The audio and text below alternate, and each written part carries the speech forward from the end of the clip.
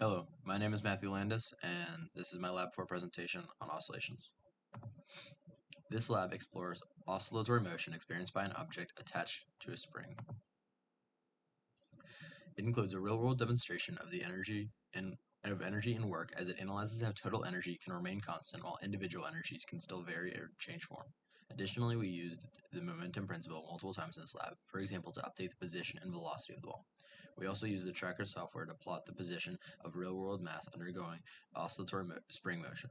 Data extracted from this experiment allowed me to complete a computer model that simulated the motion of a ball. After executing the experiment, I found that the computer model was able to nearly provide a perfect representation of the position of the mass during this time interval. The largest discrepancy came in the form of the magnitude of the oscillations of the mass, which decreased over time while the models remained constant.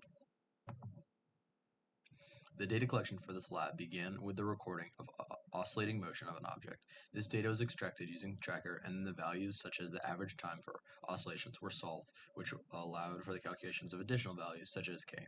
This was done with the formula t equals 2 pi square root m over k. The mass of this object was provided for me, while the L0 value was solved for using the formula mg equals k times L minus L0, where L was the equilibrium length of the spring with a hanging mass. The motion data was first tracked from the video, and then generated in the computer model based on the same initial conditions. The model also generated data regarding the change in both total and individual types of energy, and then graphed it as seen on the left.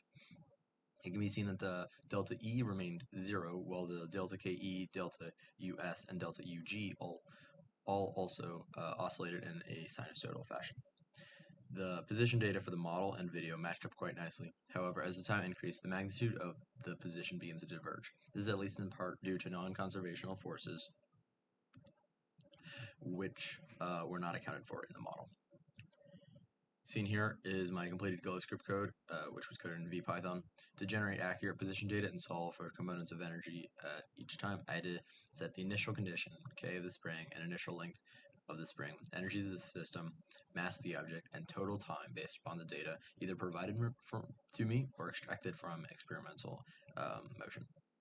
I then defined formulas for Fnet and the contributing forces, velocity, and position update formulas, which were both based upon the momentum principle, and then I updated the formulas for the different forms of energy, including kinetic, gravitational, spring, and total.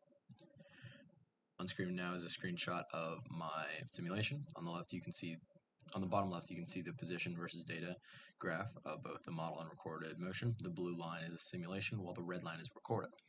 Also above the graph, you can see the graph representation of the change in energy for the spring, gravity, kinetic, and total. As part of the simulation, I had to make assumptions regarding initial kinetic energy is 0, gravitational force is negligible, mass of the spring is negligible, delta E is 0, and there is only motion in the x and y dimension.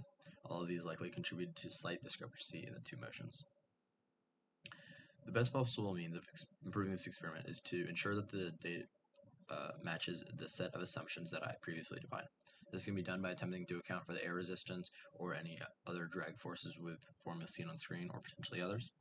By making our model include this phenomenon, we would likely see the model more closely match the gradual decrease in amplitude, as the non-conservational forces responsible for this would be included.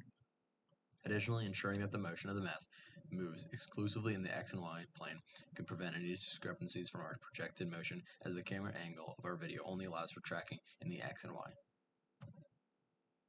When creating digital representations of the real world, it is important to ensure that our physics laws are still obeyed.